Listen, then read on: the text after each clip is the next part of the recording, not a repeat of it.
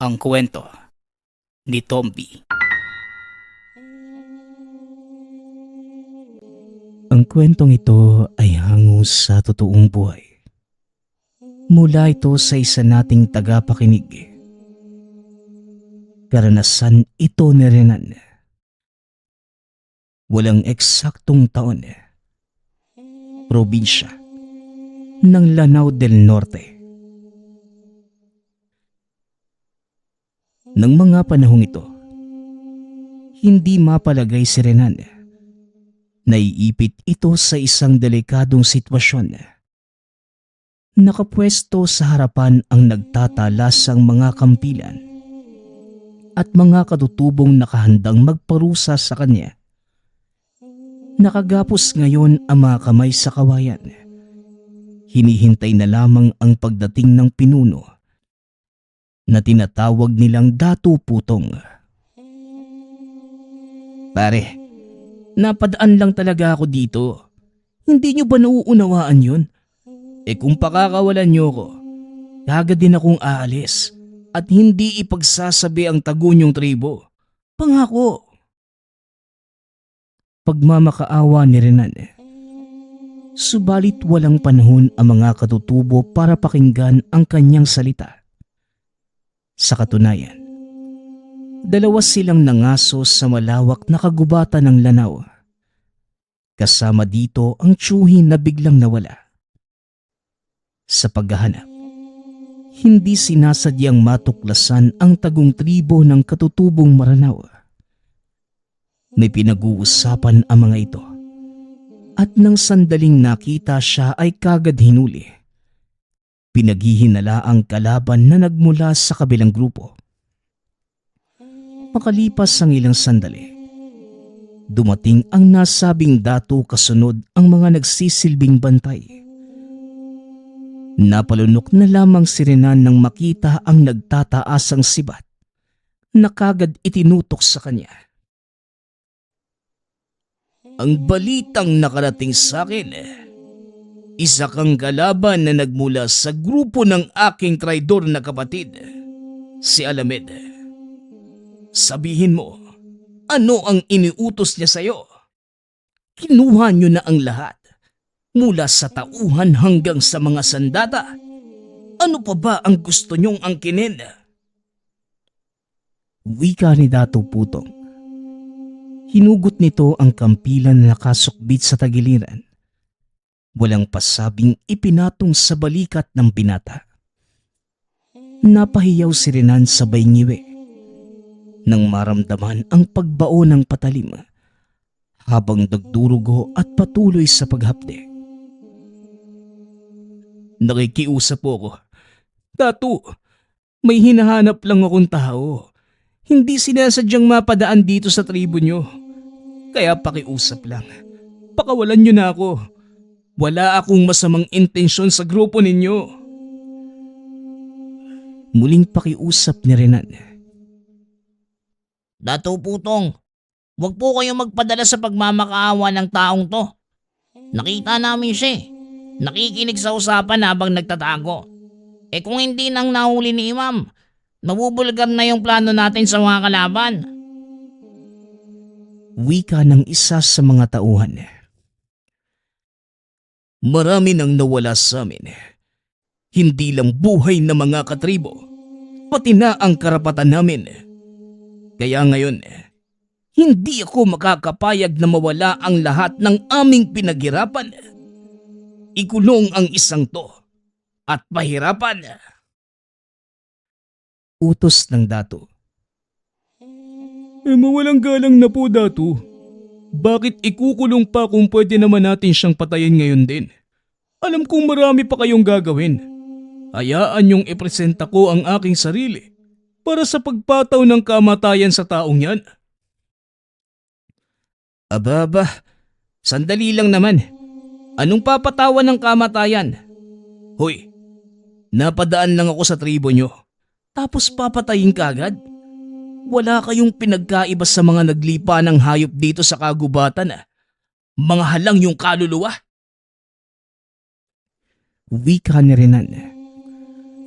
Ngunit napadaing ito ng sampalin ng isa pang tauhan. Napatuwid na lamang ng tayo ng tutukan ng patalim sa leeg. Naiintindihan ko ang nais mo, Karim. Pero idadaan natin sa maayos na proseso ang pagpaparusa sa taong ito. Ikulong na muna siya sa ngayon dahil may bagay pa tayong mas kinakailangang unahin kesa sa buhay ng taong yan. Pag-awat ng datu sa binabalak ng tauhang tinawag na Karim, lumayo ito. Ibinaba na rin ng iba ang kanilang mga sandata at dinala sa kulungan si Renan sa utos ni Datu Putong. Napabuntong hininga na lamang si Renan sa sinapit. Nagkayayaan lamang sana sila ng tiyuhin na mangaso upang malibang, subalit sa hindi inaasahang pagkakataon narito sa baluarte ng mga katutubo bilang bihag.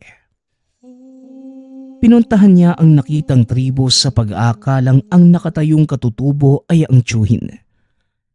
Magkahubog at parehong-pareho ng tindig. Yun pala ay tauhan ng datu. Lalagpasan na sana kaso nga lang bigla siyang dinakip. Makalipas ang ilang sandali, tinawag ni Renan ang isa sa mga tauhang bantay. Nauuhaw at naisipang humingi ng tubig. Pare, pahingi naman ako ng tubig oh. Kanina pa tuyo yung lalamunan ko eh. Kahit tubig lang sana.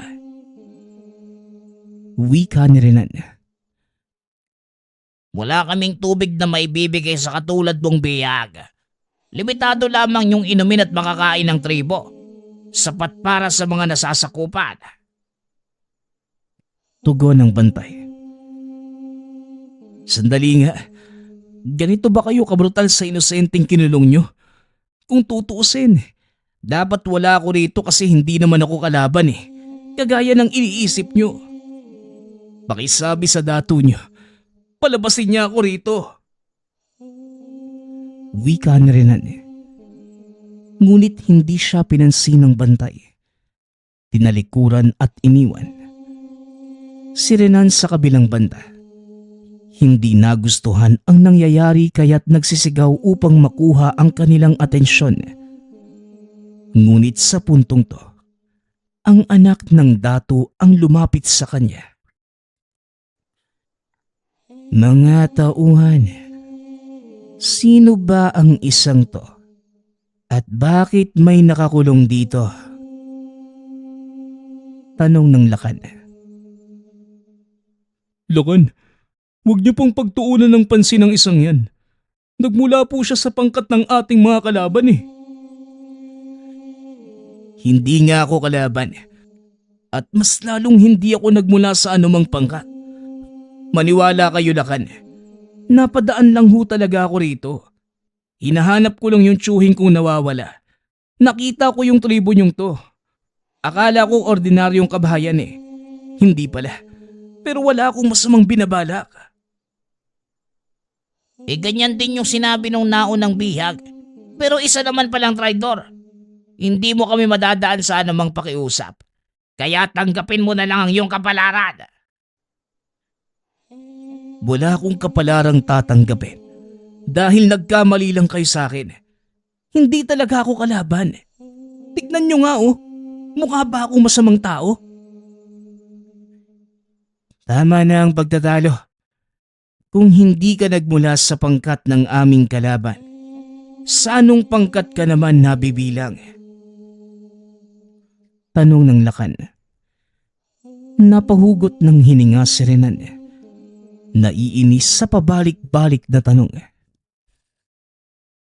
Uulitin ko ho, Lakan.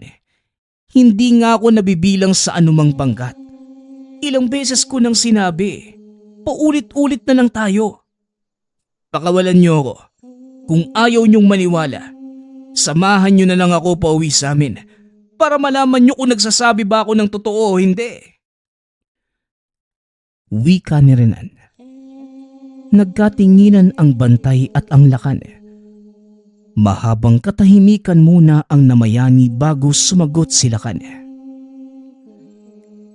Pasensya ka na, pero ang aking ama ang masusunod. Kung sinabi niyang ikukulong ka, ikukulong ka. Kasalanan mo rin kung bakit ka pa lumapit dito sa aming tribo. Hindi mo kami masisisi. Nasa masukal na bahagi na ito ng kagubatan.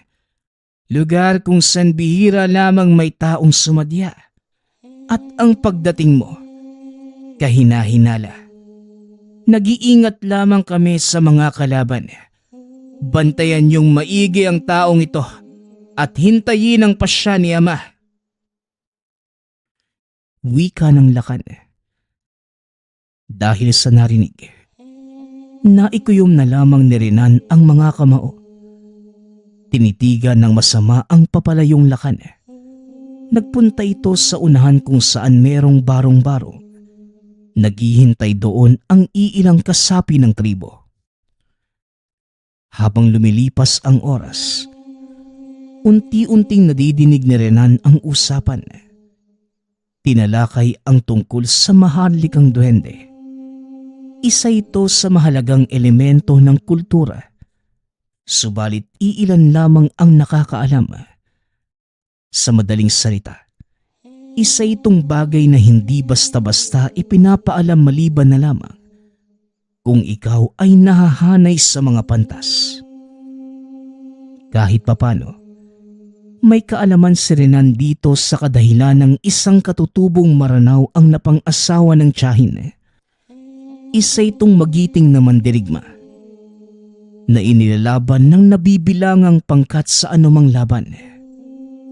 Minsan na nitong naikwento ang tungkol sa maharlikang duwende at ang makapangyarihan nitong hiyas, isang klase ng bato na nagtataglay ng pambihirang lakas. Pinaniniwala ang nagbibigay ng panghabang buhay na pagkabuhay sa taong magtatangan at hindi kailanman matatalo sa anumang digmaan. Marami nang nangahas na hanapin ang duwendeng ito. Subalit walang nakakaalam kung saang lupalop ng kagubatan matatagpuan. Wala tayong ibang pagpipilian kung hindi hanapin ang duwende at kunin ang kanyang hiyas. Nang sa ganon, malalabanan natin ang pangkat ng traidor kong kapatid na si Alamid. Ito na lamang ang natatanging paraan.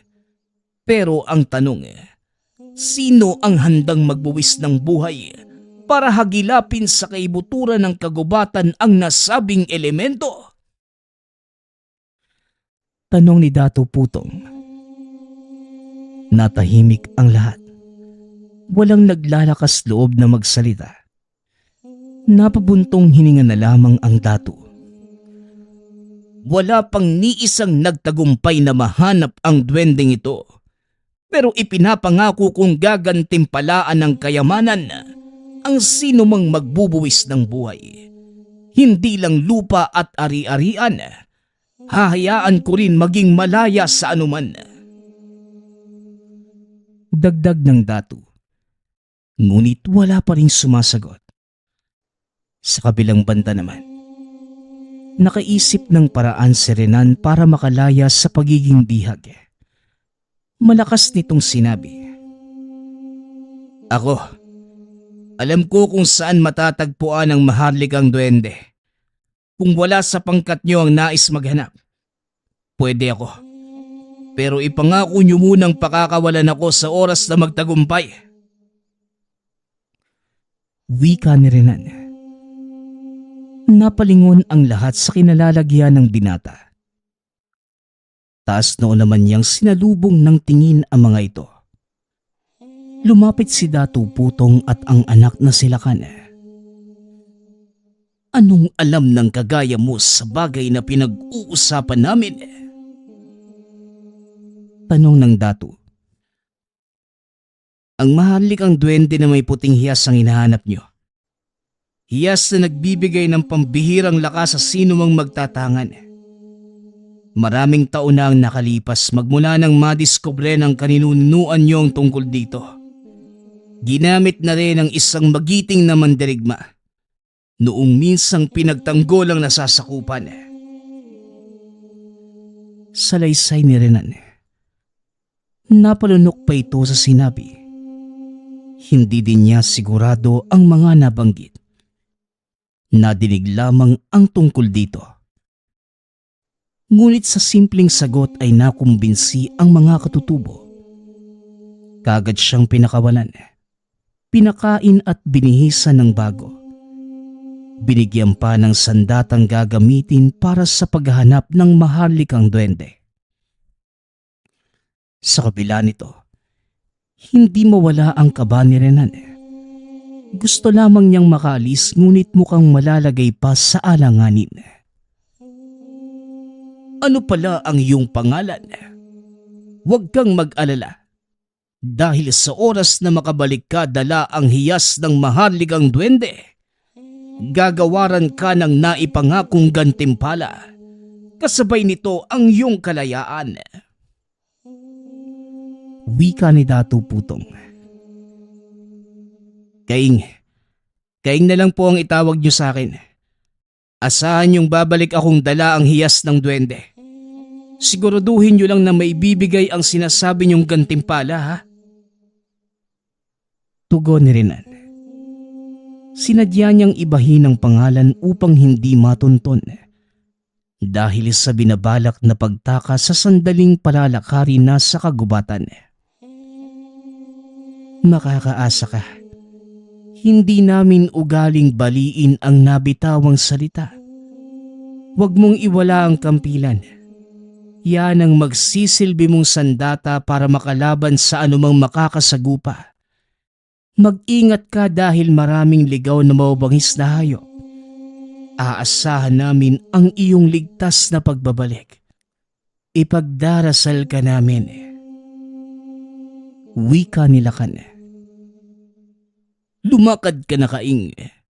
Ihahatid ka ng mga tauhan ko hanggang sa unahan. Aasahan namin ang iyong pagbabalik. Gabayang kanawa ng aming kanununuan. Muling wika ng Datu. Napahugot ng hininga si Renan. Dali-dali ng lumakad. Hindi magawang lumingon dahil sa mga bantay na nakasunod. Minabuti namang idiretso ang paglakad para hindi matunugan na wala siyang nalalaman. Makalipas ang ilang metrong paghakbang, iniwanan siya ng mga ito. Naku naman, gusto ko lang makaalis sa lugar na yun, pero parang nalagay pa ako sa alanganin na. Hindi bali na, hahanapin ko na lang yung daan palabas ng kagubatang to. Uuwi na ako sa amin. Bahala kayong maghintay sa pagbalik ko. Naisahan ko rin kayo. Wika ni Renan. Dumiretso ito ng lakad. Naghahanap ng daan. Ngunit ilang sandali pa napansin na nagiging pamilyar na ang mga puno, maging ang mga halaman. Binaliwala niya lamang ito nung una sa pag-aakalang pare-pareho ang mga puno sa paligid. Ngunit nang mag-iwan ng palatandaan, napagtantong paikot-ikot lamang sa lugar.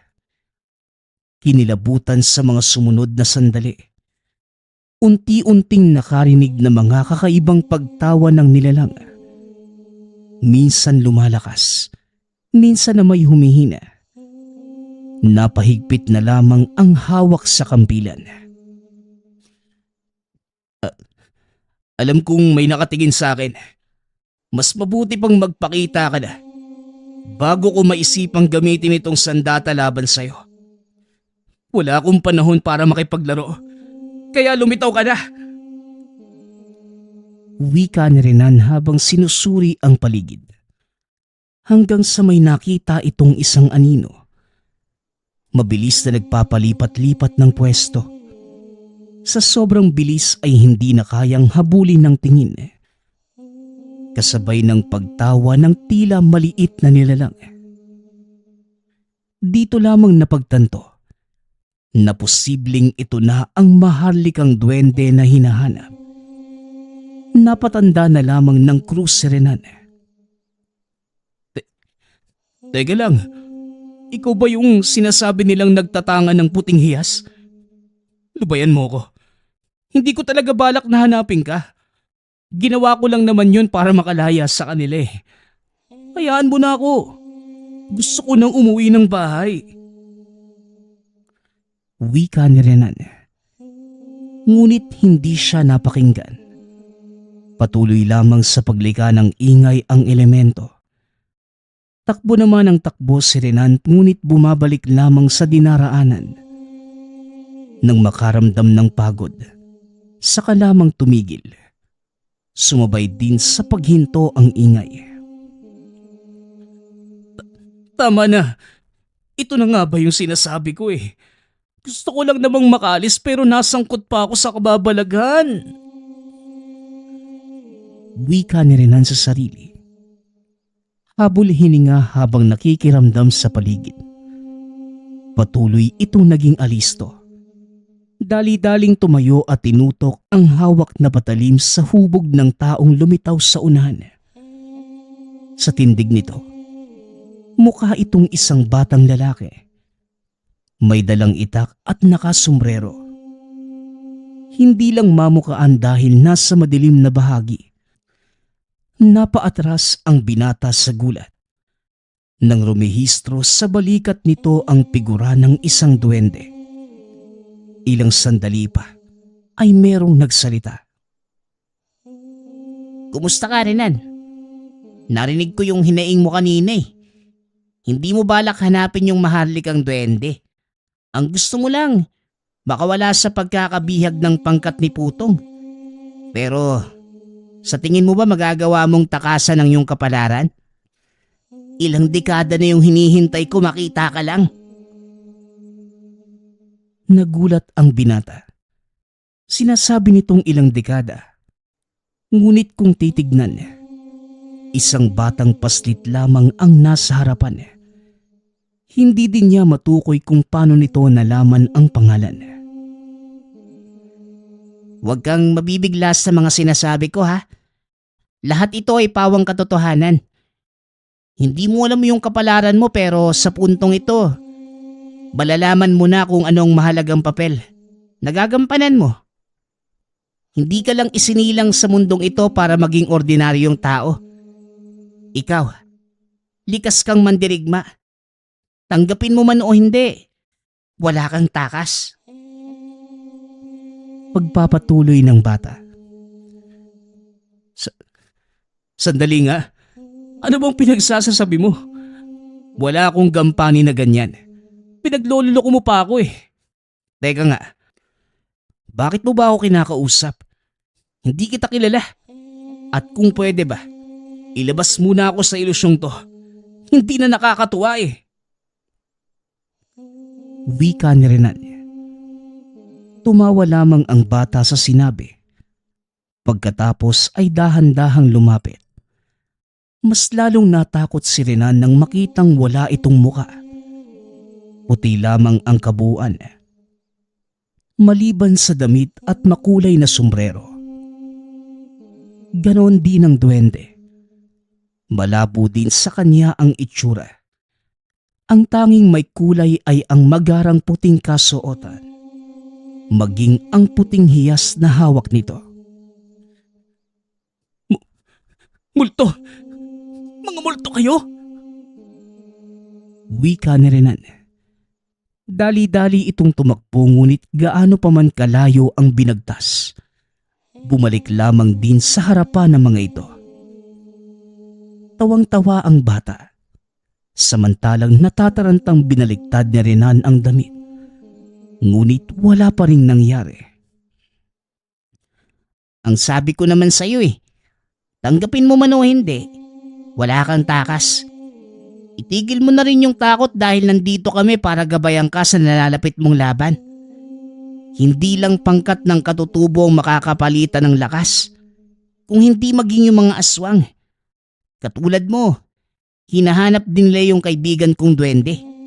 Pero walang ni isang magtatagumpay dahil sa iyo lamang nakatakda ang aming pagpapakita. Wika ng bata. Hindi nakinig si Renan. patuloy sa paghahanap ng daan palabas. Ngunit naubos na lamang ang lakas ay wala siyang natagpuan. Sa tingin niya, mas lalong dumami ang puno't halaman na dumagdag sa pagpapahirap para makalis. Tama na nga yan, Renan.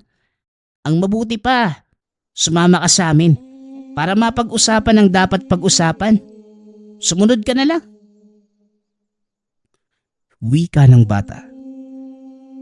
Magsasalita pa sana si Renan, ngunit hindi na nagawa ng mabago ang paligid. Sa isang kurap lang ay tumambad ang isang kubo. Dumiretso sa loob ang bata samantalang naglaho bigla ang duwende. Pumasok na lamang din siya dahil kinilabutan sa paligid. Madilim na para bang may mga matang nakamasid. Nagulat pa nang makaharap ang bata. Kung kanina ay wala itong muka, ngayon ay meron na. Nakangiti pa ito sa kanya. Gulat ka, no? Ganito lang talaga ako. Pero huwag ka matakot. Masanay ka na lang dahil mahaba-haba pa yung pagsasamahan natin. Maupo ka. Tsaka inumin mo itong kape. Wika ng bata. Sabay abot ng tasa na gawa sa kawayan. Nagtaka si Renan dahil wala naman itong laman. Ngunit ng lagukin ay meron. Napakunot na lamang ang noo dahil naguguluhan. Sa kabila nito, hindi rin malaman kung bakit nananatili sa harapan ng bata at nakikinig. Narinig mo na ba yung pangalang Alamid? Sa puntong to, yung pangkat niya yung makakalaban mo. Hindi siya basta matatalo dahil nalahian ng pagkaaswang. Karamihan sa mga nasasakupan niya, aswang din. Hinahanap nila yung maharlikang duwende para makuha yung hiyas at magamit sa binabalak na pagsakop sa iba pang pangkat. Wika ng bata. Paano nyo naman nalaman yung bagay na yan? Sa kasino ba talaga kayo? Nananaginip ba ako o ano? Tumawa ang bata sa kanyang sinabi. Wala akong pangalan, kaya wala akong may sasagot sa'yo. Nagising na lang ako na isang tagabantay ng maharlikang duwende. Daan-daang taon na yung aking nilakbay sa mundong to para hanapin yung itinakdang tao. Kung napapansin mo, ganito pa din yung itsura ko, no? Siguro, ito ay isa sa mga mabuting dulot sa akin bilang tagabantay. Pero, natapos naman na yung paghihintay ko eh. Dahil nandito ka na, Renan. Tugon ng bata. Ba't nakasinghot yata ng utot ng duwende tong taong to ah. Ginawa pa akong loko-loko. Sakyan ko na nga lang. Total kapag nagising ako sa panaginip na to, matatapos din naman eh. Mahinang wika ni Renan sa sarili. Ilang sandali pa, muling ipinakita ng bata ang duwende. Sa puntong yun, may nakikita na ring anyo kagaya ng matanda. Dito na rin nalaman ni Renan ang lahat tungkol sa elemento. Tunay ngang nagtataglay ng pambihirang lakas ang tanga na hiyas. Ang inaakalang kwento ay siya palang tunay. Alam mo, dalawa pa lang yung nakakahawak ng hiyas. Ilan lamang yung nakakaalam tungkol dito. Kaya ngayon, ikaw na yung pangatlong magtatangan. Handa ka na ba? Tanong ng bata. Napalunok si Renan. Hindi maintindihan ng sarili. Dahil sa halip na umayaw, natagpuan na lamang ang sarili na pinagkalooban ng hiyas. Hindi rin napansin ang bilis na mga pangyayari. Kanina kausap lamang ang bata. Ngayon ay nasa bakuran na ito ng pangkat ni Alamid. Nakita niya ang tiyuhi na bihag na mga ito. Duguan at paulit-ulit na pinahihirapan. Marami pa ang nakakulong. Mga inosenteng tao na hindi sinasadyang maligaw ng landas sa kagubatan. Nakagapos ang mga ito, nanghihina at naghihintay na lamang ng kamatayan. Nakatakda kang maging tagapagligtas ng mga bihag na yan. Lusubin mo na kung handa kang makipagpalitan ng lakas sa mga katutubo. Ingat-ingat lang ha, dahil marami sa kanila ang may lahi. Lalo na yung nangungunang dato. Sige na, iiwan na kita, Renan. Wika ng bata. Teka lang, bakit mo naman ako Hindi natapos ang gustong sabihin ng paglingon ay wala na ang bata. Wala na ring takas ng makita ng mga katutubo. Kaagad siyang pinalibutan. Tinutukan ng mga sandata. At sino ang lapastangang nangahas na pasukin ang aking teritoryo? Tanong ng pinuno ng pangkat. Si Datu Alamid. Nakilala ni Renan dahil itinuro ito ng bata kanina. At isa pa, naiiba ang kasuotan nito kumpara sa lahat. Ikinagagal akong makita ka, Datu. Pero hindi ako natutuwa sa ginagawa mo. Pakawalan mo ang lahat ng bihag ngayon din. Kung ayaw mong pulbusin ko kayong lahat.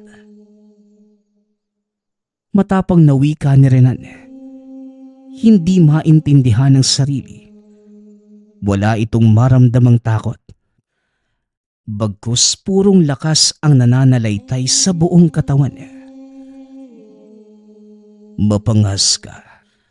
Sa bangkat ba ng magaling kong kapatid ka nagmula? Malakas na pala ang loob niyang kalabanin ako. Akala ko hanggang ngayon bahag pa rin ang buntot niya. Pero sigurado ka ba na magagawa mo kaming pulbusin? O baka naman idadagdag ka namin sa putahing ihahanda sa hapunan? Tanong ng Datu na sinunda ng malakas na pagtawa. Nakitawa na rin ang iba at sa puntong yun, nakilala ni Renan kung sino ang mga aswang. Nanunuot sa kanyang pangamoy ang samyo ng mga ito. Matapang ka lang naman dahil nalahian ka ng pagkaaswang. Nagawa mong traidorin yung kapatid mong si Datu Putong. Dahil pinili mong pamunuan ang pangkat ng mga ordinaryong aswang. Sa ganito, iniisip mong nakatataas ka, no? Pero wag kang pakampante dahil hindi lilipas ang gabing to na hindi kayo mamamatay. Wika ni Renan, sabay hugot ng kampilan. Nagsihanda na rin ang mga tauhan ng Datu. Huwag ka ring magpakampante dahil hindi lang kami ordinaryong mga aswang. Marami na kaming napatay at wala ni isang nakalaban. Para sa kalaman mo, isang pagkakamali na hamunin ako.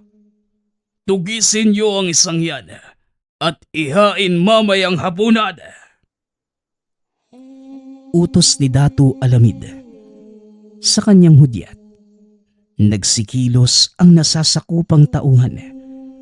Normal na labanan lamang ang naganap. Palitan ng lakas gamit ang mga sandata at kamao. Ngunit nang makitang wala silang laban kay Renan, nagpalit ng anyo ang mga ito. Ilang sandali pa ang lumipas. Aswang na silang humarap. Sa kabilang banda naman, hindi pa rin natakot si Renan. Kahit pa man kakilakilabot na ang kanilang mga itsura. Unti-unti ring naramdaman ang bisa ng hiyas. Nakikita sa isipan ang susunod na galaw ng mga kalaban. Kaya't sa huli, bumabagsak din ang mga ito. Hindi inaasahan ni Datu Alamid ang takbo ng mga pangyayari. Nasanay na sila na palaging panalo, kaya ganun na lamang ang naging reaksyon. Dahil sa galit, Humugot ng sandata at saka naghamon. Abad, matapang ka talaga. O sige, ako ngayon ang harapin mo. Magsukatan tayo ng lakas. Wika ng Datu at saka sumugod. Ngunit hindi inatrasan ni Renan ang hamon nito. Sinalubong ng atake at nakipagpalitan ng dahas. Pantay ang laban sa mga unang sandali. Hindi rin may pagkakaila ang husay ng Datu sa pakikipaglaban. Mabilis ang kilos, madaling nakakailag. Ano bata? Yan lang ba ang kaya mo? Ibuhos mo na ang lahat para maging maganda naman ang labang to. Sigaw ng Datu. Sumugod si Renan at sa gabay ng hiyas. Walang kahirap-hirap itong ibinagsak. Dumiretso ang kampilan sa sikmura ng Datu. Tumagos pa at sa kanyang paghugot ay humandusay. Nakita niya kung paano ito nagpumilit na magpalit ng anyo. Subalit hindi na hinayaan. Itinuo ng patalim sa leeg at saka pinugutan ng ulo. Lumabas ang iba pang nasasakupang aswang. Ngunit natamo lamang na mga ito ang sinapit ng Datu. Sa sukatan ng lakas na ito, ako pa rin ang panalo. Wika ni Renan habang tinititigan ang katawan ng mga aswang. Sinuri niya ang bawat sulok ng tribo. Nakahinga dahil wala nang nilalang sa paligid. Pagkatapos, binalingan ng pansin ang mga bihag. Isa-isang pinakawalan. Kabilang dito ang tiyuhin na walang malay. Marami sa mga tao ang sugatan. Makalipas ang ilang sandali, lumitaw ang bata at ang duwende. Parehong natuwa sa kanyang ginawa.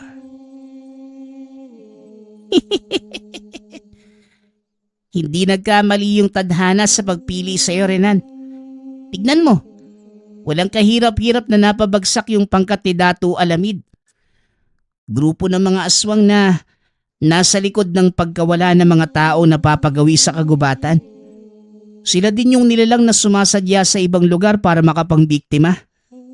Mula sa puntong to, wala nang aswang nagagambala at magiging payapa na yung gubat. Wika ng bata. Bumalik sa wisyo ang pag-iisip ni Renan. Nagulat sa nakitang nakahandusay na mga katawan. Hindi makapaniwala nang sabihin ng bata na siya ang may gawa nun. Dali-dali niyang hinubad ang hiyas. Ngunit hindi na matatanggal. Gawa lang naman sana sa manipis na sinulid ang tali. Alam mo, Renan, gustong-gusto ka ng hiyas na yan. Kagaya ng sinabi ko, ilang ulit na, hindi mo man tanggapin wala ka pa ring takas. Yan ang kapalaran mo. Ang magtangan ng hiyas at mamuhay bilang isang mamumuksa ng aswang. Marami pa yung kakalabanin mong lahi. Kaya ingatan mo yung maigi. Hanggang dito na lang din kami. Magkita na lamang tayo sa susunod na buhay. Paalam. Wika ng bata. Saka naglaho kasama ang duwende. Hindi malinaw sa kanya ang lahat. Marami pang katanungan. Ngunit sinarili na lamang dahil wala nang makakasagot. Kinarga niya ang tiyuhin at saka binaybay ang daan pa uwi. Hindi din niya maunawaan kung paano natunton ang daan pabalik ng tahanan. Basta paglabas ng kagubatan, bumungad kagad ang kanilang bahay. Dahil sa nangyari, gustong puntahan ni Renan ang tribo ni Datu Putong. Wala namang balak na ibigay ang hiyas. Gusto lamang makahanap ng kasagutan sa mga tanong ngunit pinigilan siya ng tiyuhin. Hindi ko alam kung ano ang eksaktong nangyari. Pero dahil sa iyo ipinagkaloob ang hiyas na yan, wala nang rason para bumalik sa tribong sinasabi mo. Sa iyo ang tanga na yan. Ikaw at ikaw lang ang magtatangan yan. At isa pa, kung pupunta ka roon, malamang sa malamang, bibihaging ka ulit ng mga yon. Nakalaya ka na sa kanila. Hayaan mo na ang hiyas. Ibang tungkulin na ang kinakailangan mong gampanan, Renan. Wika ng tiyuhin. Alam din ito ang tungkol sa hiyas at sa maharlikang duwende. Dahil katulad niya, napakinggan din ito ang kwento ng asawa ng tiyahin na isang katutubo. Maging ito man ay hindi lubos maisip na totoo ang nadinig. Kagaya ni Renan na inakala na isa lamang itong kwento-kwento.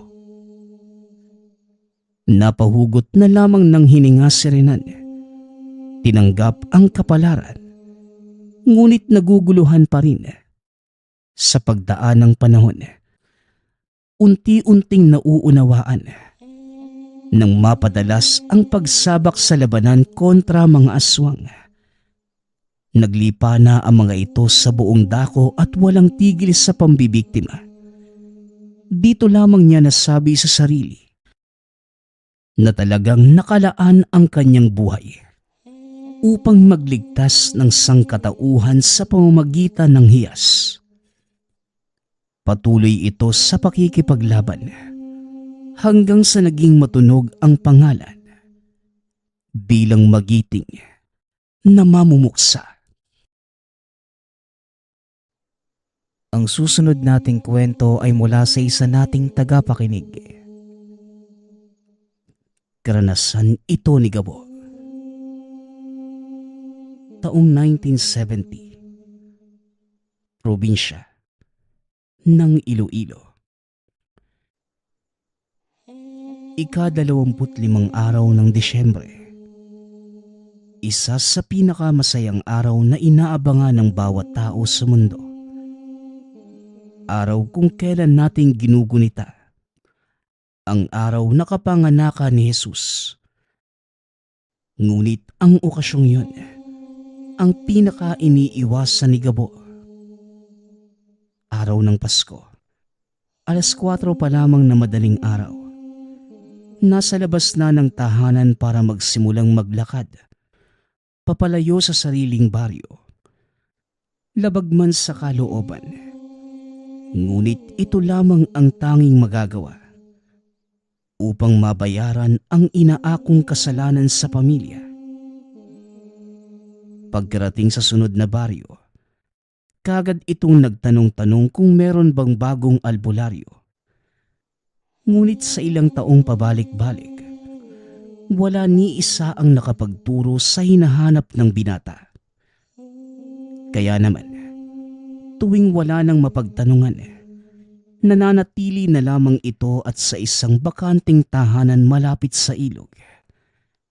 Dito nagpapalipas ng 2 araw, tsaka lamang uuwi ng tahanan.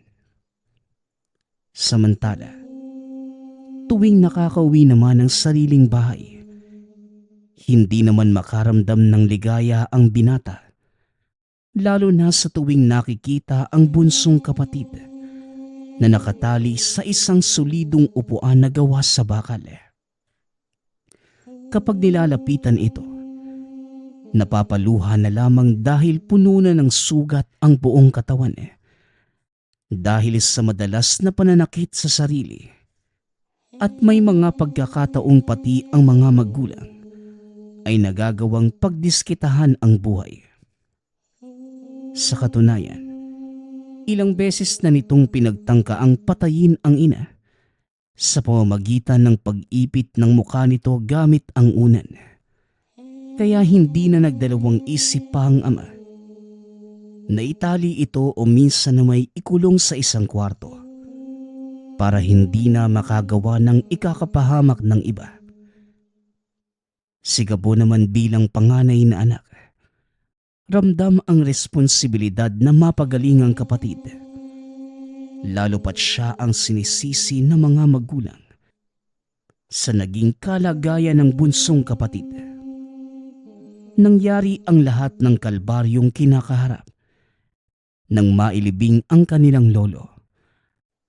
12:00 ng tanghali, nang akmang dadalhin na sa huling hantungan ang matanda. Eksakto namang nakaramdam ng pananakit ng tiyan si Gabo. Dahil wala ito na mga panahong yun, ang bunsong kapatid ang nagboluntaryong tumulong sa pagbaba ng kabaong sa tahanan. Isa sa mga paraan para madala ito sa sementeryo, buhatin. Dahil wala pang masasakyan na mga panahong yun. Ang tahanan ng matanda ay may silong, kaya bago pa man tuluyang makababa, kinakailangang tumuntong sa 4 na baitang nagawa sa kawayan.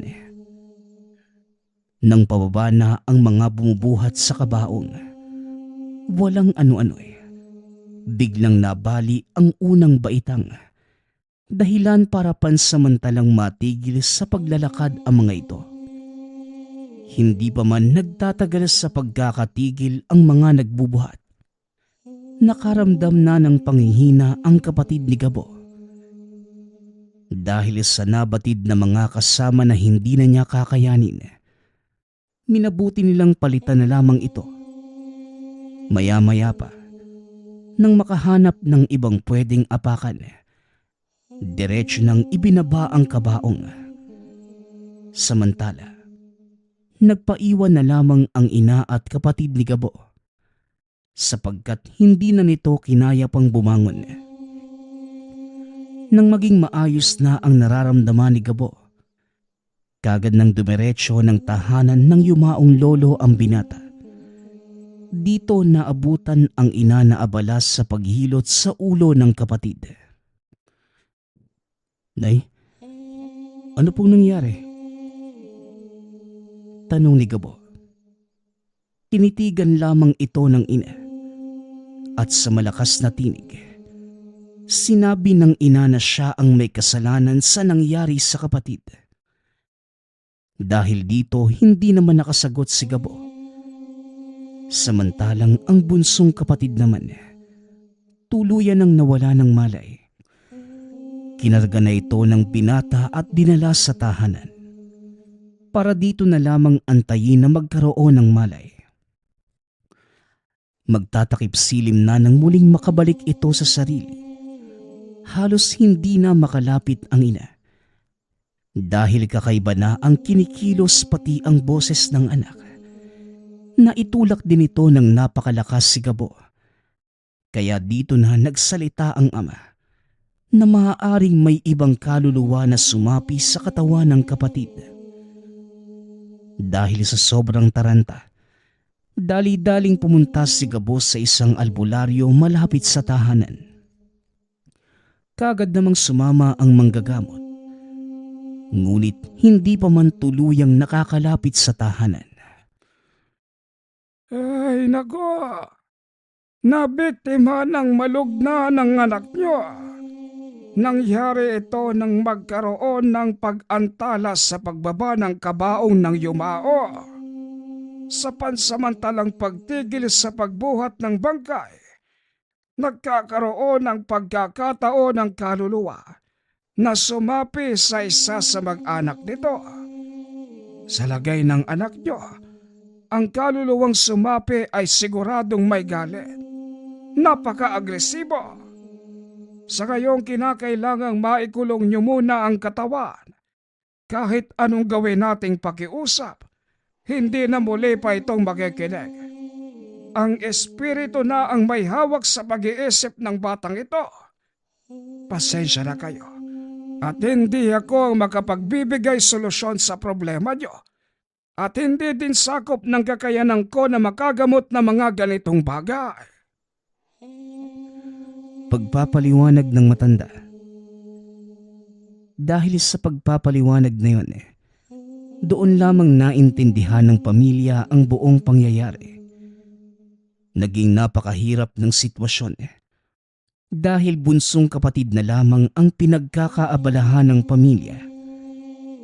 Dagdag pahirap pa kay Gabo Dahil sa tuwing napapagod ang ina, wala na itong sinasabi kundi kasalanan niya ang pagkawala ng kapatid.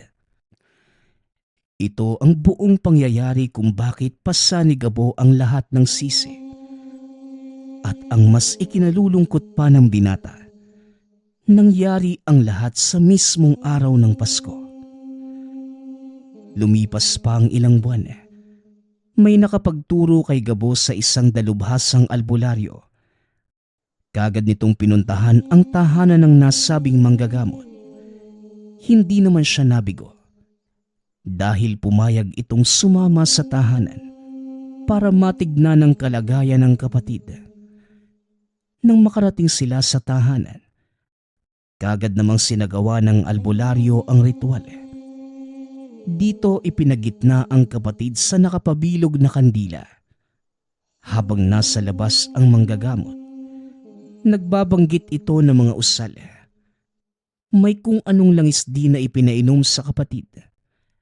Dahilan para mawalan ito ng lakas. Sa buong pagsasagawa ng ritual, nanatiling malayo ang buong pamilya sa pasyente at manggagamot. Bilang pagprotekta na rin kung sakali mang biglang umatake ang espiritong nasa katawan ng kapatid.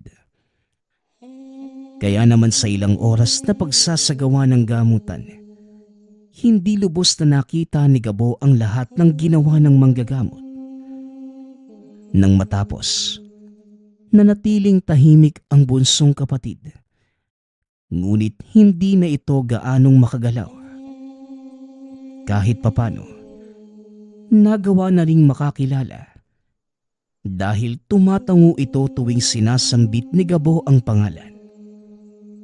Ngunit hindi pa rin pinapalapit ang buong pamilya dahil kinakailangan pa munang obserbahan ng ilang sandali. Hindi kalaunan, tuluyan nang nakabalik sa dating wisyo ang kapatid ni Gabo. Samantala, bago naman tuluyang umalis ang manggagamot, may halamang gamot itong iniwanan para ipainom sa pasyente sa loob ng 2 linggo. Magmula ng araw na yon, nakabalik na sa dati ang buong pamilya. Hindi na din palaging galit kay Gabo ang ina. Habang ang kapatid naman, unti-unti nang nakabalik sa dating galaw at pag-uugali. Bago pa man maukupa ng espiritu, nakahinga na ng maluwag si Gabo dahil nakamta na rin ang matagal nang hinahangad na pagpapatawad ng magulang. Ngunit sa mundong ibabaw, mapaglaro talaga ang tadhana. Isang araw, kakauwi pa lamang galing sa trabaho ni Gabo, bigla na lamang sumalubong ang ina at sinabing, wala na ang bunsong kapatid. Dala ng pagkabigla, hindi naman kagad ito naniwala hanggang sa mismong nakita ang walang buhay na katawan ng sariling kapatid. Nanlalamig na ang buong bahagi ng katawan.